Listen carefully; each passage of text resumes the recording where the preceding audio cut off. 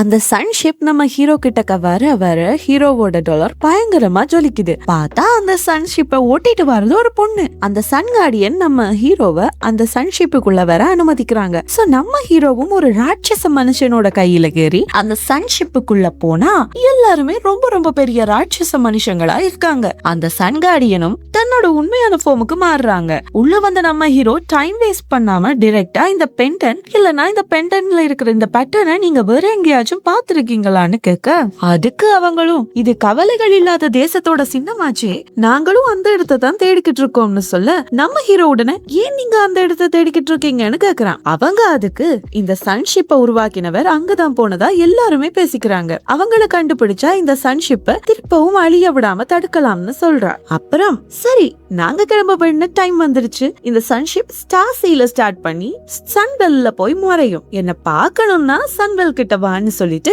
அந்த Sun Guardian சன்ஷிப்பை கிளப்பிட்டு போயிடுறா. Cut பண்ணா நம்ம ஹீரோ அந்த ஜியாங்லாங் சிட்டியோட கேட் கிட்ட உட்கார்ந்து அந்த காரில் உள்ள மறைஞ்சிருக்கிற கவலைகள் இல்லாத தேசத்தை பத்தியே யோசிச்சுக்கிட்டு இருக்க, நம்ம பாட்டிமா இத பத்தி தெரிஞ்சுக்கணும்னா வில்லேஜ் சீஃப் கிட்ட தான் கேட்கணும்னு கூட்டிட்டு போறாங்க. அப்படியே கட் பண்ணி நம்ம ஆளுங்க எல்லாம் ஒன்னா பேசிக்கிட்டு வரத காட்டுறாங்க.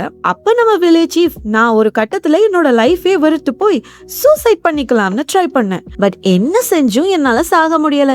சோ கடைசியா இந்த இருட்டுக்குள்ள தனியா உள்ள போனேன்.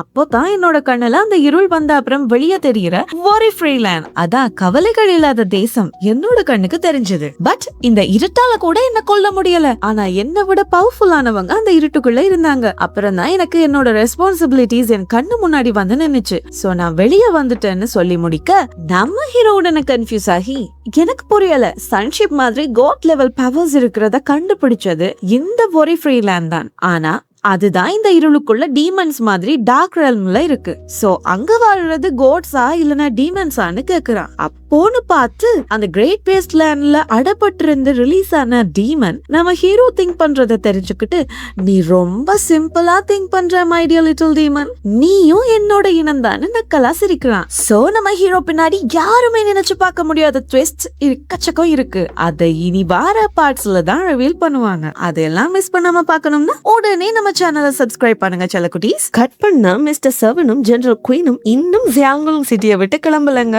நம்மளோட பிளான் சொதப்பிடுச்சு. சோ நாம நம்மளோட யாங்காங் தேசத்துக்கு போலாம்னு மிஸ்டர் குயின் சொல்ல, நம்ம மிஸ்டர் செவனை பாருங்களேன், இப்ப என்ன அவசரம், நான் ஜியாங்லாங் சிட்டில இருந்து கிளம்ப முன்னா ரொம்பவே முக்கியமான ஒருத்தரை மீட் பண்ணி ஆகணும்ன்றா. கட் பண்ணா மிஸ்டர் செவன் மீட் பண்ண வந்திருக்கிறது நம்ம ஹீரோவை தாங்க. இந்த கிரேட் வேஸ்ட் லேண்ட்ல என்னடா இருக்கு, எதுக்கு இந்த ஒண்ணுத்துக்கும் பிரயோஜனம் இல்லாத இடத்துல அடப்பட்டிருக்கேன்னு மிஸ்டர் செவன் கேட்க, நம்ம ஹீரோக்கு மட்டும் இல்லங்க, சுத்தி வர நம்ம ஹீரோவோட ஹெவன்லி டீமன் செக்டோட 360 ஹோல் மாஸ்டர்ஸ் தான் சராசரி மனுஷங்க மாதிரி அங்க சுத்திக்கிட்டு இருக்காங்க. ஊரா பயலுங்களுக்கும் செம காண்டாகிடுது.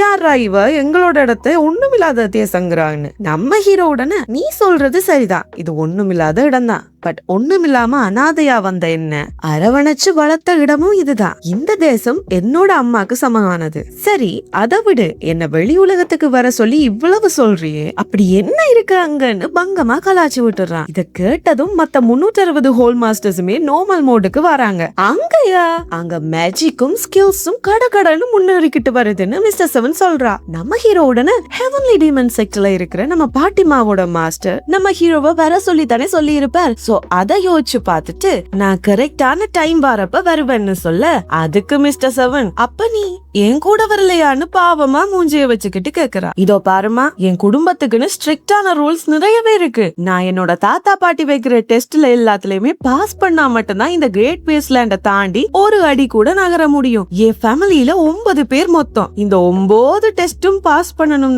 நான் இன்னும் ஒரு டெஸ்ட்ல கூட பாஸ் பண்ணலமா, நீ என்னடான்னா என்னோட வர மாட்டியாங்கிற, சும்மா போமான்னு துரத்தி விட, சரி சரி கோச்சுக்காத, நான் அப்ப யாங்காங் தேசத்தோட தலைநகரத்துல வெயிட் பண்றேன்னு சொல்லிட்டு ஹீரோவை தாண்டி போக, இப்பதான் நான் கண்டுபிடிச்சேன், உன்கிட்ட நான் மிஸ்டர் செவன் ஒரு குண்டு பையன் கிட்ட இருந்து எடுத்துட்டு வந்த பேக்ல இருந்து வர ஸ்மெல் வருதுன்னு சொல்ல, மிஸ்டர் செவன் உடனே கிட்ட வந்து அதை தான்னு கேக்குறான். நம்ம ஹீரோ, இதையே நான் உன்கிட்ட தரணும், தர மாட்டேன்னு சொல்லிட, போனா போகுது, நான் தந்த கிஃப்டா இத நீயே வச்சுக்கோன்னு சொல்ல, நம்ம ஹீரோ உடனே, ஓ அப்ப நீதான் அந்த மிஸ்டர் செவனா நினைச்சேன், எங்கடா இந்த குண்டு முகத்தை பாத்திருக்கமேன்னு. அவ உடனே, சரி எனக்கு ஒரு நினைவு பரிசு கிடைக்குமான்னு கேட்க நம்ம தலைவன் சடார்னு தன்னோட மந்திர பேக்ல கைய விட்டு மிஸ்டர் செவனை விட பெரிய சுத்தியல அசால்ட்டா தூக்கி மிஸ்டர் செவன் கையில கொடுக்க அந்த இடத்துல சுத்திக்கிட்டு இருந்த ஹோல் மாஸ்டர்ஸோட எக்ஸ்பிரஷனை பார்க்கணுமே. யாரு சாமி நீ? பொண்ணுங்களுக்கு பூ, டெடி பேர், சாக்லேட் குடுக்கறவங்களுக்கு மத்தியில நீ எல்லாம் எந்த கிரகத்துல இருந்து லேண்ட் ஆனவன்னே தெரியலையே. இது தேராத கேஸ்ன்னு சிரிச்சுட்டே கடந்து போயிடுறாங்க. நான் கூட நம்ம தலைவனை பத்தி போன பாட்டுல தப்பா முடிவெடுத்துட்டேன். அதனாலதான் கமெண்ட் செக்ஷன் காலின்னு இப்ப புரியுது. மிஸ்டர் செவன் அந்த சுத்தியல தூக்கி போயிட்டு வரேன்னு சொல்லிக்கிட்டு பறந்துடுறான். அப்புறம் ஜெனரல் குயின் நம்ம ஹீரோ கிட்ட வந்து உன் பேர்ல கூட குயின் இருக்கான்னு முறாய்க்க, அதுக்கு என்ன உனக்கு தான் குயின் பேரு, நான் கேட்டனான்னு கேக்குறான் நம்ம ஹீரோ. அதுக்கு ஜெனரல் குயின், உலகத்துல எத்தனையோ பேருக்கு குயின் பேர் இருக்கலாம், பட் சில பேர் தான் புகழ், அப்பா அம்மா, அந்தஸ்துன்னு பிறப்பாங்க. சிலர் உன்ன மாதிரி கைவிடப்பட்ட அனாதையாத்தான் பிச்சைக்காரனா பிறப்பாங்க.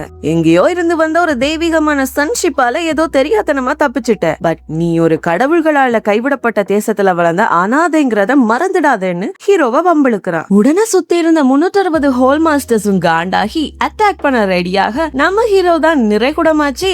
சோ ஜஸ்ட் அழகான ஒரு ஸ்மைல் தான் ரிப்ளையா தாரான். பட் சுத்தி முத்தி பார்த்தா ஜெனரல் குயின் ஏதோ தப்பா இருக்குன்னு புரிஞ்சுக்கிட்டு, நீ உன்னோட நிலைய மறந்துடாத, உன்னால எப்பவுமே உயரத்துக்கு வர முடியாதுன்னுட்டு அந்த இடத்தை விட்டு எஸ்கேப் ஆக பார்க்க நம்மளோட ஹோல் மாஸ்டர்ஸ்ல 2 பேர் வந்து வழி விடாம நிக்கிறாங்க. நம்ம ஹீரோ சிரிச்சுக்கிட்டு, ஜெனரல் குயின் நீங்க இங்க இருக்கிறத யாருமே விரும்பலன்னு நினைக்கிறேன், வாங்க நானே உங்களை வழி அனுப்பி வைக்கிறேன்னு பக்கத்துல வர 2 ஹோல் மாஸ்டர்ஸுமே விலகி வணக்கம் மாஸ்டர்னு சொல்லி வழி விடுறாங்க. போக போக எல்லாருமே நம்ம ஹீரோவுக்கு வணக்கம் வைக்க ஜெனரல் குயினால இத நம்பவே முடியல. சரின்னு ஜெனரல் குயின் திரும்பி பார்த்தா நம்ம பாட்டிமா அந்த அரசனோட உடம்புல தானே இருக்காங்க. அவங்க வந்து ஹீரோவை கூட்டிக்கிட்டு போறாங்க. அவனுக்கு இத பார்த்துட்டு வெளியே வரும்போதுதான் ஆல்ரெடி அந்த அரசனோட கதை க்ளோஸ். இப்ப ஹெவன்லி டீமன் செக்டோட லீடரோட வைஃப் தான், அதாங்க நம்ம பாட்டிமா தான் இப்போ அரசனா மாதிரி நடிச்சுக்கிட்டு இருக்காங்கன்றது. சோ இப்ப ஜாங்லாங் சிட்டி ஃபுல்லாவே ஹெவன்லி டீமன் செக்டோட ஆளுங்க தான் இருக்காங்க. அவனுங்க எல்லாருமே தலை வணங்குற அளவுக்கு இந்த அனாதை பையன் இருக்கான்னா கண்டிப்பா அவன் அந்த செக்ட்ல பெரிய பொசிஷன்ல தான் இருக்கணும். அதோட இனி ஜாங்லாங் சிட்டியை கைப்பற்றதுன்றது கனவுல கூட நடக்காதுன்னு தன்னோட மனசுக்குள்ளேயே கால்குலேட் பண்ணிட்டு எரிச்சலோட கிளம்பிடுறான். கட் பண்ணா நம்ம ஹீரோவை தேடி